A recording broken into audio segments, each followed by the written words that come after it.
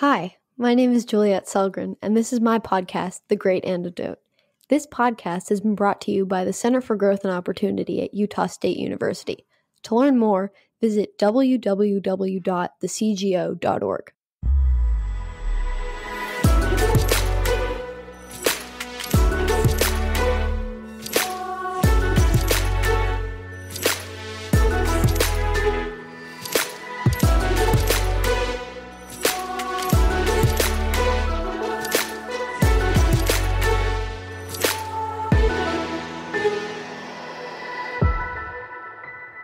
Welcome back. Today we're going to be talking about Social Security. But before you leave, that might sound a little boring to you if you're the average American, but let me pitch it to you. Social Security affects everyone who lives in America, whether you're a citizen, an immigrant, whatever. And up until recently, it was one of the biggest spending programs that we had. For most people, it's the biggest tax they pay in the form of the payroll tax. And for my generation, we don't even know if we're ever going to see a dime, but that's another conversation. Does that sound relevant? It is. Today, I'm going to be speaking with the wonderful Jason Fichtner, the Vice President and Chief Economist at the Bipartisan Policy Center, where he focuses on Social Security, federal tax policy, federal budget policy, retirement security, and much more. He's the ideal person to talk to about this because he's a great educator, as his students at Johns Hopkins, Johns plural, they will know. He's also served in several positions at the Social Security Administration. If you want to learn more about the price tag about Social Security and how it fits into the budget, check out my interview with Brian Riedel on the federal budget specifically. Today, we're going to be talking about how Social Security works, what doesn't work, and the various possible reforms. Welcome, Jason. Thanks, Juliet. That was a wonderful intro. I appreciate that. Thank you. Okay, before we get started, what is the most important thing that people my age or in my generation should know that we don't? It's always incumbent to realize that I'm never sure what someone knows or doesn't know, and that especially goes for generational knowledge. But what I will offer up is a lesson that I think is very important for your generation. It's important for all generations, but even more so for yours, especially as we're going to have a conversation on Social Security. And that is that there is no free lunch. And as an economist, people always say, of course, everyone knows there's no free lunch. But I don't see that knowledge being played out today in public policy circles. The same thing goes for, who pays the burden of a tax. And so let me just unpack that a little bit for everyone. So Yes, you've heard great. this discussion about there's no such thing as a free lunch. And that's the economist joke that, if you go to if you're a college student, you go to a seminar that has a free lunch, you're like, oh, I just got a free lunch. Well, it wasn't free. You had to give up your time. There was resources that went into making the lunch. There's labor that goes into putting it together. There's labor that goes into putting on the event. So there's no such thing as free. There's a cost to it. And we need to keep that in mind when we start thinking about public policies, because too often you hear people say, oh, let's do X because I don't have to pay for it. Well, you might have to pay for it down the road. You might have to pay for it with higher interest costs on interest on the debt going forward. You may pay for it with different job opportunities, depending on what kind of policies we're talking about when it comes to education. There's a great debate going on now about student loan defaults and student loan repayments and forgiveness. Should we forgive student loans? Is it free? Who pays for that if we actually get rid of people's student loan debts? What does that mean for the moral hazard costs going forward? Will that just increase costs in the future, make tuition costs more expensive? And so the lesson I would keep in mind for your generation, because again, this goes into what it means for Social Security reform and what we do to pay for Social Security and what reforms we do. But there is no free lunch. We need to talk about the opportunity cost. We need to talk about unintended consequences. We need to have a discussion about scarcity and choice. You can't do everything. You have to make choices. Resources are scarce. And then lastly, I would say to keep in mind, the incidence of a tax burden or the incidence of a policy. The people who literally write a check to the IRS might not be the same people that bear the ultimate burden of this. And we're seeing this debate happen frequently now on Capitol Hill. For example, the corporate income tax. People think, oh, let's just raise taxes on Facebook. Let's raise taxes on Google. They'll pay for it. Well, Google and Facebook may be the ones writing the check to the Internal Revenue Service, but they don't actually bear the burden of that tax. Only a living person, can bear the burden of a tax. So if you raise taxes on Google or Facebook, They might just pass that tax along at a higher cost of advertising, which might mean more data privacy issues for you as a user. If you increase the tax on General Motors, it means your car is going to get more expensive, or they'll take it out of the wage gains that go to labor. So there's no free lunch. We need to have a discussion of the incidence of these policies if we're going to have effective policies going forward. Same thing goes with Social Security. Who pays for it? Who benefits? If we make changes, where does that fall? And how do we make sure we protect the most vulnerable when keeping these programs, trying to keep them solvent? That's a great response. As a little blooming economist, I don't really think about how other people don't necessarily know what that means. And so thank you for explaining it. You're welcome. My pleasure. Okay, so the basics. I think everyone should know the basics because it's so relevant to anyone who lives in America. What do you think everyone should know about Social Security? I think what people should know about it is what is most often not frequently discussed. So you hear Social Security and everyone thinks of it as a retirement program. And the technical description of the program is OASDI, which is the Old Age Survivors and Disability Insurance Program. So, there's two things to sort of, again, unpack here. One is that when the program was started in 1935, it literally was an old age insurance program. Now, think about what that means, the word insurance. What do we have insurance for? We have car insurance in case our car gets in an accident or it gets vandalized or stolen. We have homeowners insurance in case our home gets flooded, there's a fire, burns down. We sometimes have life insurance for dependents in case we pass away and want to leave something to our heirs to cover income loss to a family. But it's an insurance program. And again, as a budding economist, what is insurance? You get insurance for things that are high cost but low risk. You don't get things for insurance that are low cost and high risk because no one would insure you for a high risk activity. We don't get insurance for car maintenance. You can buy programs that prepay for it, but it's not really insurance. You don't go out and say, my brakes need repair, please have insurance cover it. We don't do that. We have to pay for our regular maintenance. So this started out as an insurance program for old age. And when they started the program in 1935, you had to be 65 years old to be eligible. And if people made it to 65, they didn't live much longer on Social Security. People lived for a few more years, and that was the benefit they got. And we really were insuring for people who might have outlived their savings in old age because they didn't plan to save enough to live that long. Now it's sort of morphed into a general retirement program. It was never really intended to be that. Now, if we retire at 65, we could be living for another 20, 25 years. The program wasn't designed that way, and that's why the costs have kept going up and why our taxes are going up. So that's one. Think about the intent of the program was insurance, but now it's morphed socially into retirement. The second thing is the disability program. Most people think of Social Security as I mentioned, the retirement program.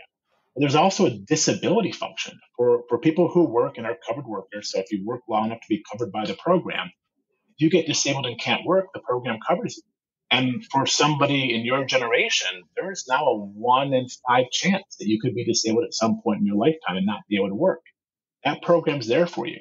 When I was at the Social Security Administration, I'd often go out and travel, or I'd be on airplanes, and people would ask, what I did, what my job was, and I said I worked with Social Security. Usually, the younger generation would say, "Oh, well, that's not going to be there for me, is it?" And that was part of your intro.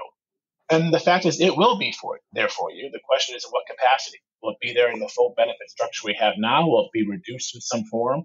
Will you see a penny? My answer to you is yes, you'll see something. The question is what, and how do we do reforms to ensure that it's there for you in a capacity that's worthwhile and meaningful? There's also a disability component. We can't forget that as well.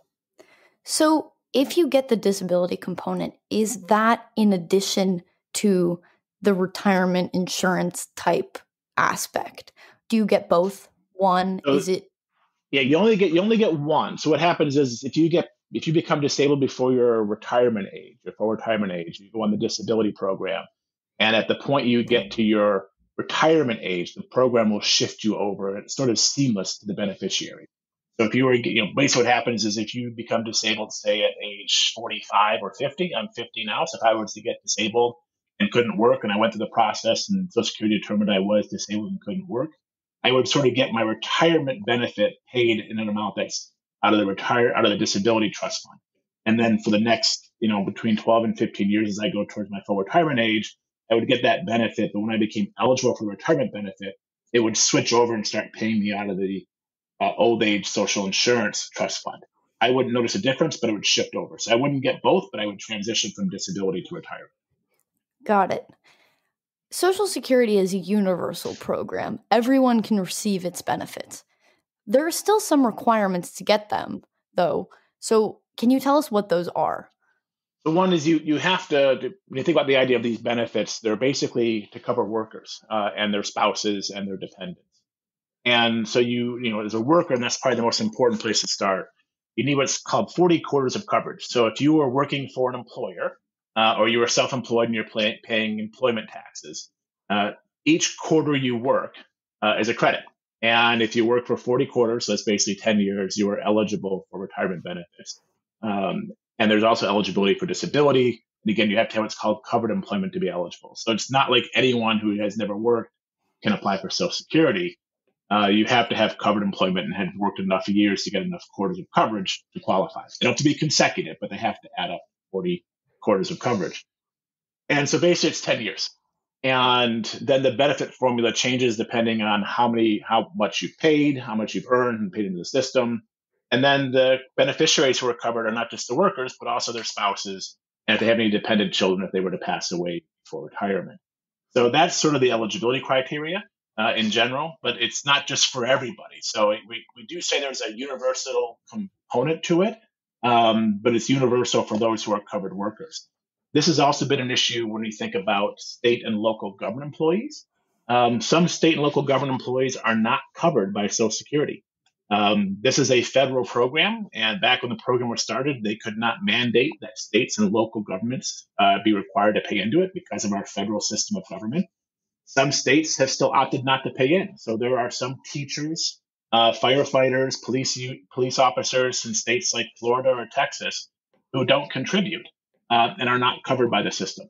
Now, if they were to leave that employment and go work in some other type of field, or work for Google or Facebook or General Motors or Texas Instruments, then that's covered employment. And you could have some people who have worked in state and local who are not covered, but then go get covered employment, and Social Security gives them insurance coverage for those years that they've worked for those companies in the private sector. So, but generally speaking, if you're in covered employment, a private sector employment, nonprofit accounts as well, and you have at least 10 years of work, you're covered. Wow, I never knew that. It's a very complex program, and you mentioned in your intro about the cost. It still is, and I think I'm right on this. I think it still is the most expensive federal program we have. It spends over $1 trillion a year. Medicare and Medicaid combined spend more, but those are two separate programs. We often put them together.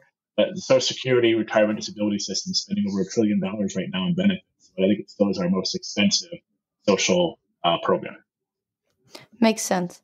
For several decades now, workers paid more in taxes than the program was paying in benefits to retirees.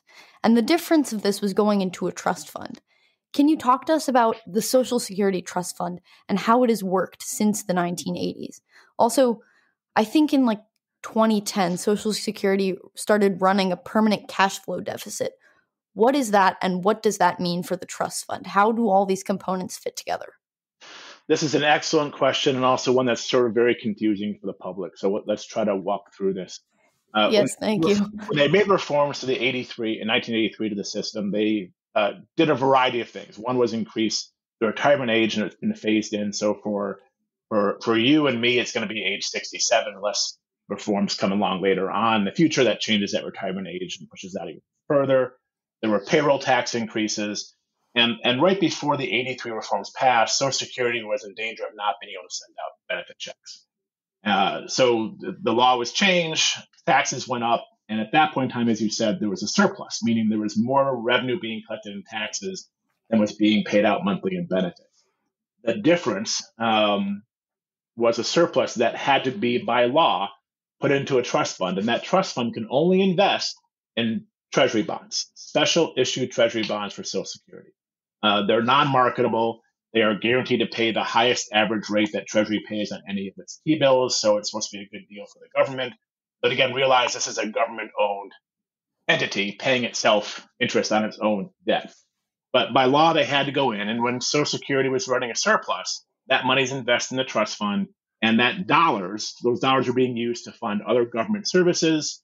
Treasury would give Social Security IOUs and says, when you need it, come back and we'll pay you back, which means when Social Security now goes to Treasury and say, we need the money, Treasury has to go on the public market, borrow more money to pay Social Security benefits. But for the longest time, for decades, Social Security amassed this trust fund reserve.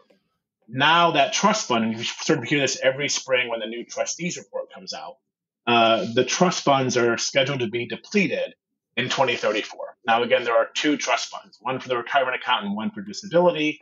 So there's the OASI program, the Old Age Survivors Insurance Program, which we consider the retirement program, and the disability program. They are legally separate, but the public and the media talk about them as if they are combined. So separately, the retirement OASI program is scheduled to be depleted right now in 2033, the DI program in 2057, but if you combine them, it's 2034. And that's sort of this inflection point where if we hit that point and no changes are made to the program, either in benefit outlays or in taxes revenues coming in, then by law, Social Security can only pay out in benefits what it collects in revenue. And that means we'll be short roughly 25%. And everyone then would get a haircut on their benefit payments, about 25%. Now, will Congress let that happen? I don't know.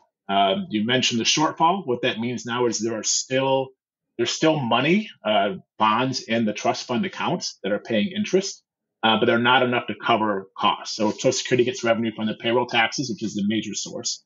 It gets money on the interest that's accruing on those trust fund assets. And there's a small amount that comes in from the taxation of benefits for high-income retirees. Those three combined are the cash flow coming in.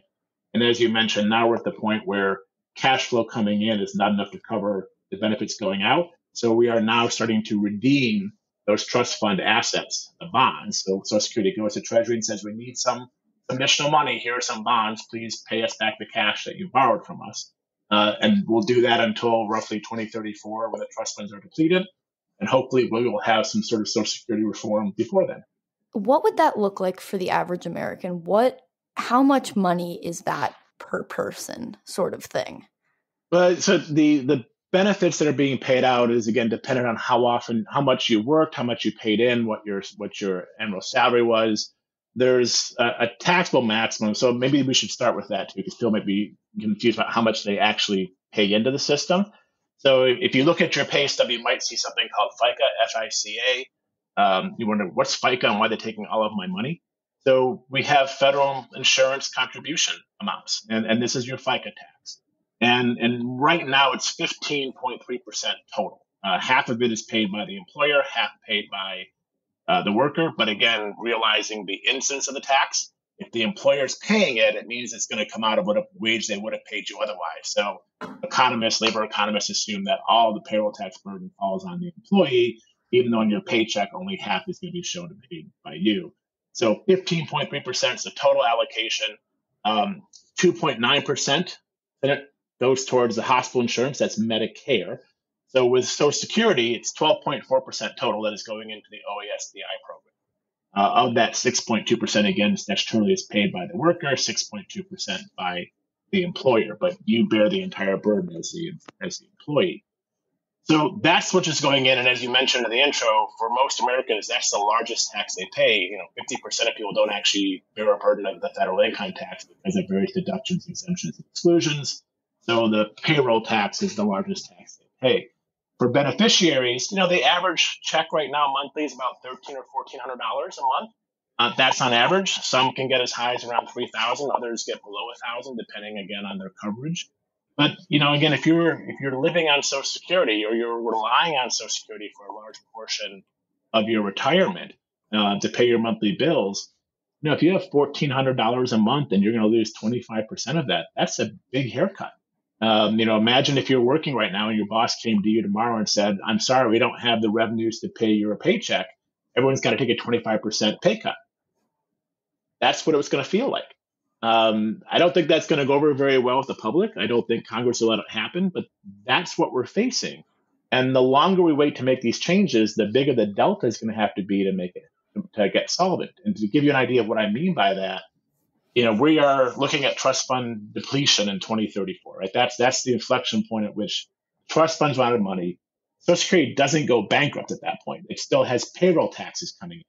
But those payroll taxes coming in are only enough to cover about 75% of benefit costs. So there's what they call scheduled versus payable benefits. We're scheduled to pay out the full amount, but if we only get in revenue to cover 75%, that's what our payable amount is.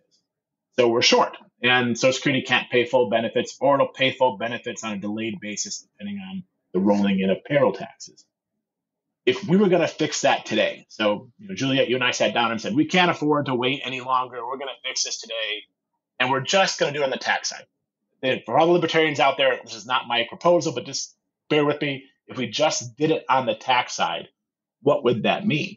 So what that means is that 12.4% payroll tax that's going to Social Security right now would have to be increased by 3.3 percentage points. So you basically go up from 12.4 to 15.75% of your payroll going into taxes for Social Security. Now, that's a huge increase. Now, if you go out to the public and said, hey, would you be willing to pay 3 cents on the dollar to fix Social Security? They might say yes. But if you reframed it and said, would you be willing to pay a 21% tax increase? They'll probably say no. And that's what that is, right? 3.3 percentage points on 12.4% is a 21% tax increase. That's we do that today. So 3.3 percentage point increase in the 12.4 today. If we wait until 2034, so we wait 12 years, Congress can't seem to do anything. They just dibble, they dabble, they talk about reform, but they don't do it. 2034 comes, the trust funds are depleted. Everyone hears they're going to get a 25% haircut in the benefits. They riot. Okay, now we got to raise taxes for it. What does that mean? Now, because we've waited, it's 4.2 percentage points.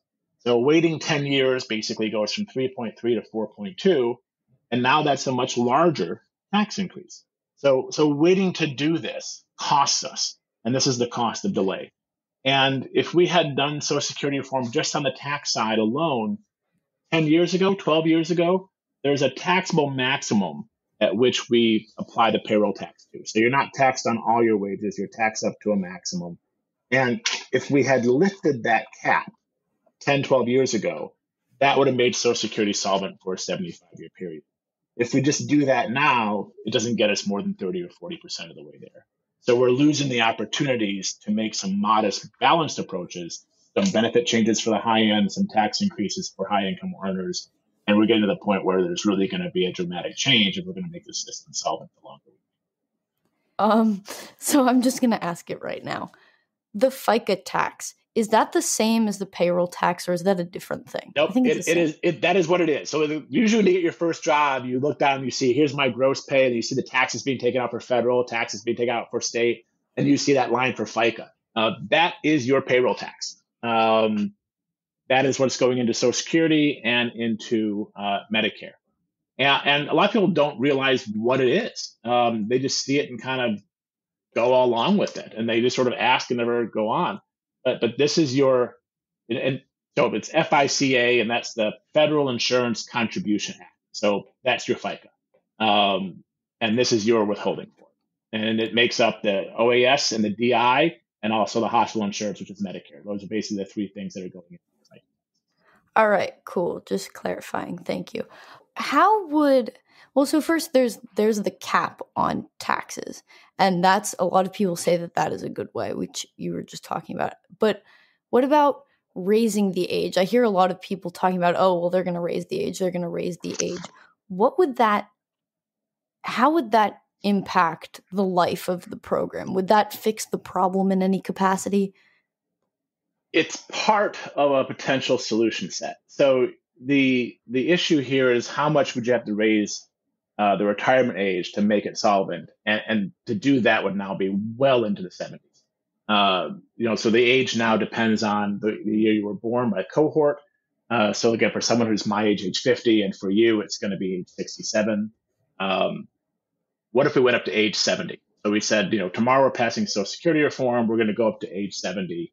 And that's going to be the new full retirement age for people to get full benefits. That doesn't get you all the way to solvency either. You're going to have to do something on the retirement age, do something on the tax side with revenue increases on taxes, probably change the way cost of living adjustments are done. And that might get us 35 to 40 years, but we are well beyond the ability to make tweaks now to the program to get solvency. We have to do a lot more larger changes, which is going to have to include probably, again, something on the taxable maximum, maybe something on the tax rate, and also changes to retirement age.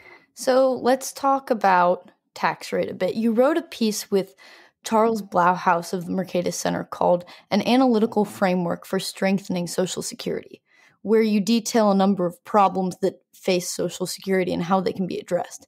In part, you make the case that Social Security isn't as progressive as it could be. What do you mean by that? Are you saying that lower income people are paying more into the system than they're getting, or that richer beneficiaries are getting more than poorer people? So this is an interesting way of discussing what it means to be progressive. So to give you an idea what this means, Social Security is designed to be an income replacement program. So again, it's insurance. The insurance program is designed to replace income. Think about the idea of you working throughout the course of your life. You get retirement. You are no longer earning income. You've sort of lost income as you're not working. Social Security is designed in some ways to replace about a third. You might have heard the discussion about the three-legged stool for retirement. One leg is your personal savings. One leg is your employer-provided pension or retirement account. And the third leg is Social Security. So for some people, Social Security is a third of their income retirement. For some, it's higher, but it's designed to replace about 40%. The system is progressive in that it replaces a higher percentage of income for low-income workers. So for someone who was a lower income worker, say they were making, today what is roughly $30,000 a year for their entire life. So inflation adjusted. So imagine $30,000 gets you the same buying power through the course of your life. They may get a replacement rate from Social Security of, say, 60%, where someone who's making $150,000 a year for their entire life would get a replacement rate of roughly 30%. So that benefits 30% of their income annually versus 60% for someone of lower income earners. That does not mean the lower wage earner gets more money from Social Security. The higher income earner gets a larger nominal check per month, but as a percentage of their earnings, it is lower. And so that's what we mean by progressive. So one of the things that Chuck Blauhaus and a few others and I have talked about doing is what can we do to change the progressivity? Maybe you give lower workers a higher actual dollar amount check, which also means getting them a higher replacement rate, and you trim the benefits on the high end so they get less dollar amount and a lower replacement rate. That's how we can make the system in some ways more progressive. You'd still, if you were a higher income earner, get a larger monthly check, nominally speaking, than someone of a lower wage, but those replacement rates are what shift, and that's how we start talking about progressivity. You also laid out some specific reforms about not only improving the treatment and progressivity to individual participants, but also strengthening the funding of the system itself. Could you give some specific examples of what you think needs to be done? So, and this is where I think we need to start being a little bit more creative. So right now, Social Security is primarily funded through the payroll tax, and basically it increases every year. The taxable maximum right now for 2022, which we are now in, is $147,000 a year. So if you are an employee making wage income, either through an employer or if you're self-employed, you pay both the employer and the employee share. But you pay the Social Security payroll tax up to $147,000 a year. The 2.9% for Medicare, you pay on everything, on your entire wage base. There's no cap on it. So one question has been, why do we have a cap on the Social Security? And the reason is because the benefit formula is tied to how much you've paid into the system over the course of your life. So if we raise the tax max and got rid of it, for example, then if you don't change anything in the benefit formula, you'd have Bill Gates and Warren Buffett getting $10,000, $20,000 a month in Social Security that they don't need. So if we talk about raising the tax max or getting rid of it, we also need to talk about changing the benefit formula so that high income earners or really wealthy people don't get a giant benefit increase. But let's assume we do that. That's the payroll tax side. But if you think about the taxes on workers, you have income tax that you pay to the federal government. So for those who are sort of higher middle income or higher wage workers, they pay a federal income tax, which is up to 36%, I think is the highest marginal rate right now. I'm in the District of Columbia where the tax rate is close to 10%. So add it on top, you're at 46%. Now you start adding in the payroll taxes. All of a sudden, I'm paying more than 50% at the margin. the next dollar for a higher income earner, that's sort of a discouragement for work. It's a disincentive if I have to pay that much over. So when we start talking about other forms of revenue, it's looking at more than just income or Social Security. For example, could we think about maybe using a carbon tax? There's been a lot of discussions about carbon tax to mitigate pollution. What if we tax carbon and used the revenue from a carbon tax to help fund Social Security? That's one sort of option. Another is a consumption tax or a value added tax. No one really likes talking about value added taxes here in the US because we see it as a European way to fund a welfare state. But it might be part of our welfare state. And so if you're thinking about where do you want taxes to come from, maybe we should do it more on the consumption side than on the labor wage side. There are different economic effects for doing one or the other. The other thing we could do is we start talking about maybe shifting taxes or changing the tax rate. I'm not a huge fan of the current trust fund system. If you, Juliet, and I were to go out as private citizens, and buy debt from the U.S. government, we bought, treasury bonds, we loan the government money.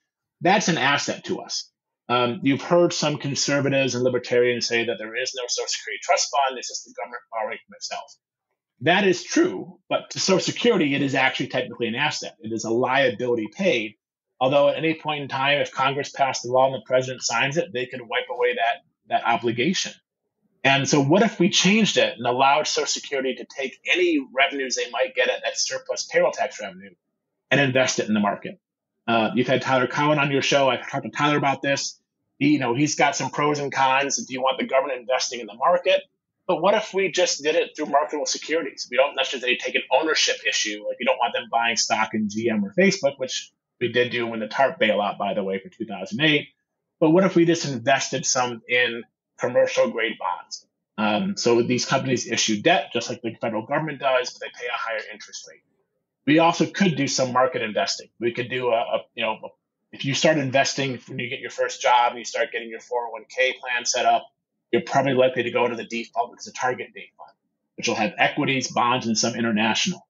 Why not let Social Security also do a mixed portfolio investment, which could include some equities, some marketable securities and bonds, some treasuries, bonds still, maybe even some international investments. Manage it like an investment portfolio or like a company manages their pension funds to pay out beneficiaries. That's another way of looking at how we could get some more revenue in the system. And I think as we start talking about what Social Security reform options are on the table, the mix of the investment portfolio, what we do with the trust fund, and how we bring revenues in should be on the table more so than just taxing labor. These are some creative solutions. Do you think that Congress or whoever's going to be reforming this, do you think they will be able to implement a more creative solution, or will it be a clear-cut, kind of dry type of solution? Well, if history offers any lesson, there's an old joke that history repeats itself, and if it doesn't repeat itself, it at least seems to rhyme. Congress seems to act only when the crisis is right in front of them. Now, people like me, Chuck Blahhouse, Andrew Biggs have all argued that the crisis is already here. The trust fund imbalance from a financial perspective is already larger today than it was right before the 1983 reforms were passed. So we really do have a large financial deficit we did take care of, but checks are still going out.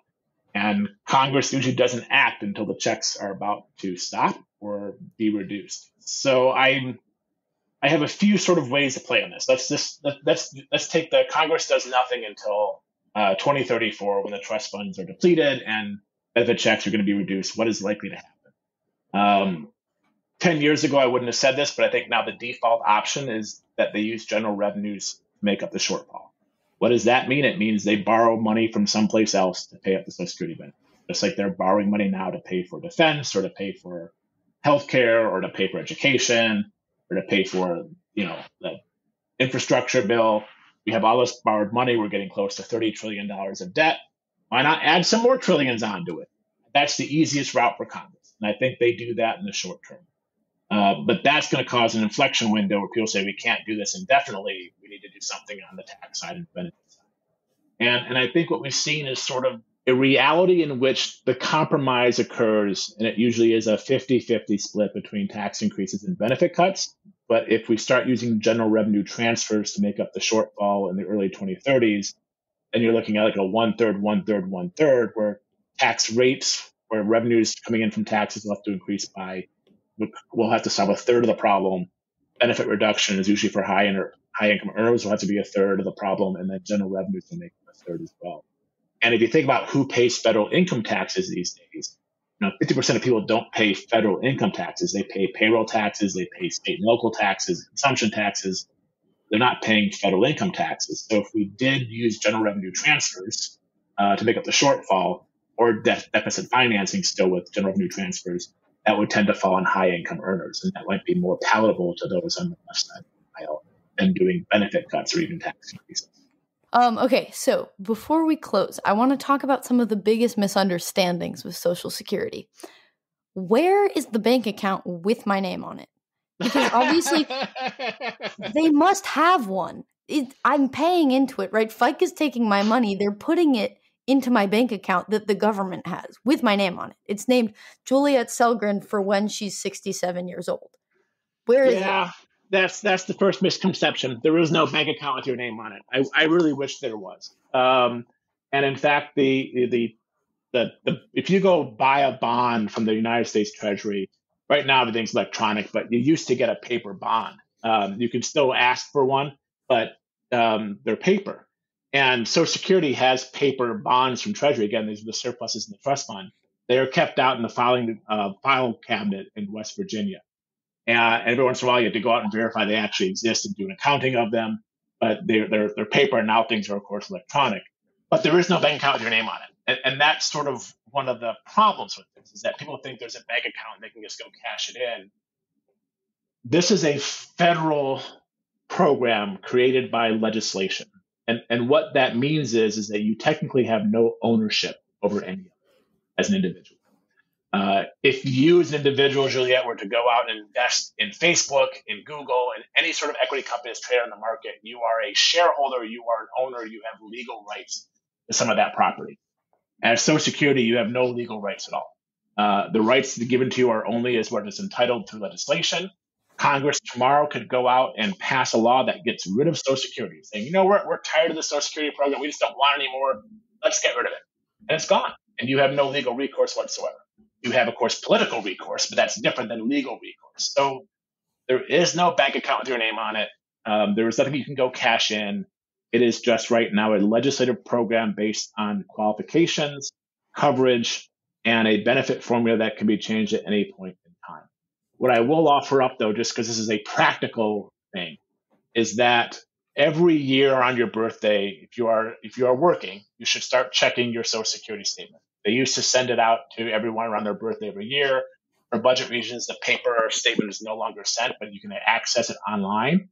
So anyone your age who's had a job, has a job, or will start working should go on to myssa.gov and create an account with your own name and login, and every year check your statement. The reason I say this is while there's no bank account with your name on it, there is a record of you and how much you are paying in Social Security. And you should check to make sure that record is accurate, because that's how your benefits will be calculated when you retire. And what it will show you is the reported wages that your employer has reported to Social Security and the IRS on your W-2, and then how much you paid in taxes. But the main thing is to check to make sure your wages are accurate. So I would get in the habit of doing that every year. And it also has important information about if the program stays in its current format, and you continue working at your current rate, how much you could expect to get from Social Security when you retire. Talks about the benefit formula. You get, if you retire at age 62, you get less per month, but for a potentially longer period of time. If you retired at your full retirement age at age 67, or if you wait to age 70, you get delayed retirement credits, meaning you get a higher monthly amount for the rest of your life. So it's important to start learning about Social Security. So people should go sign up for a myssa.gov account. Check their statement annually around their birthday. It's a good reminder to do that. There's no bank account, but there is a record for you, and it's important to make sure that record is accurate enough to do. Very helpful, and I'm guessing because I, having researched a lot for this, still had no idea that existed. So go check it out. Yes. So the other thing is that people claim that the assets in the trust fund are fake. Totally other side of there's no bank account, there aren't even any assets. How do we sort this out? What is that? So I think this is where it's important to have an understanding of, you can say both sides are right here, and it's the nuance that's important. From, assets in the trust fund are treasury securities. Treasury securities are backed by the full faith and government of the United States. They are legal tender. They are assets. They are, if you had one, you could go to Treasury or the bank and say, I want to redeem this bond. They are payable. So they are real assets. Where the other side comes in and says they're fake is that it's the government loaning money to itself. And this has some merit because it's not a private citizen that has a claim on the government, it's the government having a claim on itself. So imagine, you have two patent pockets, your left and your right. If you took money out of your right pocket and put it in your left and said, my left pocket is now $5 richer, well, your right pocket is $5 poorer. You haven't actually come out ahead or behind. You're just exactly the same. The government, in its fiscal creativity, has found a way to borrow money from itself, put it in Social Security Trust Fund, and say, we now have an asset here. Well, that money's already been spent on other things. And the only way it's replenished is to actually take that, go back on the market, and borrow money from somebody else to pay. And in that sense, it's not real. It's not a real asset to the government like it would be if it was a private citizen, or if the government held marketable securities, if it had bonds that were held and issued by Citibank or JP Morgan or GM, or if they bought assets like we buy stocks and bonds. In that sense, it's not real. And this is where the confusion comes in, because you've heard people make the argument that Social Security has never added one dime to the deficit. Well, that's not true. It has. And now even more so that they're running a cash flow deficit. So in that sense, they're not real, but in the sense of, are they assets that are redeemable? Yes. And that redemption is what makes Social Security able to pay full benefits now, but that'll end somewhere around 2034 when the trust fund assets are depleted. And by law, again, Social Security can't pay out benefits. It doesn't have the revenue to pay full benefits. So something has to change. So it's this trust fund accounting that becomes confusing. They are real assets in the sense they are real, they are tangible, they can be redeemed. They're not real in the sense that it's the government borrowing from itself. It hasn't bought other assets that are owed to it. It owes it from itself, which means it's a liability on us as the taxpayers. And the money has already been spent. That's where it becomes unreal. And that's where trust fund accounting becomes confusing for the public. So I think it's important to think about them as being a real asset, but it's also a real liability that we have to pay those benefits. And we're going to make up that shortfall in the trust fund. Complicated, but you explained it very well, I think. That is all the time we have for today, but I still have to ask you my final question. What is one thing you believed at one time in your life that you later changed your position on, and why? This is another great question to end, and I'll end on a hopeful note. So, yay! I used to believe that good policy was good politics. And I was always brought up with that as something my parents taught me. I thought that when I was an undergrad and a graduate student. I believed that fully when I was working for the government at the Social Security Administration. I worked for the Congress for 8 years developing policy, and I really thought that good policy was good politics. The last few years have questioned whether that is true. And I see too often politics being put forward as good policy, and that's not the case. There's bad politics, bad policy, but people think they're going to get votes off it. And so they market it to try to get votes when it's not actually good policy. It's actually bad policy. The way I'm going to end this, hopefully, is I do think reality will come back in, pragmatism will come back in, bipartisanship will come back in vogue, and that we'll get back to a time, hopefully in the not too distant future, where once again, good policy will make for good politics, and we'll have legislators and candidates running on good policy because that would be good politics, as opposed to putting political rhetoric first and thinking about the policy second. Well, that's all we have time for today. I'd like to thank my guest once again for their time and insight. I would also like to thank everyone who listens, subscribes, and shares the Great Antidote podcast. If you would like to be on the podcast, have a guest in mind, or have a topic in mind, please feel free to reach out to me at thegreatantidote@thecgo.org. Catch you next time. Bye!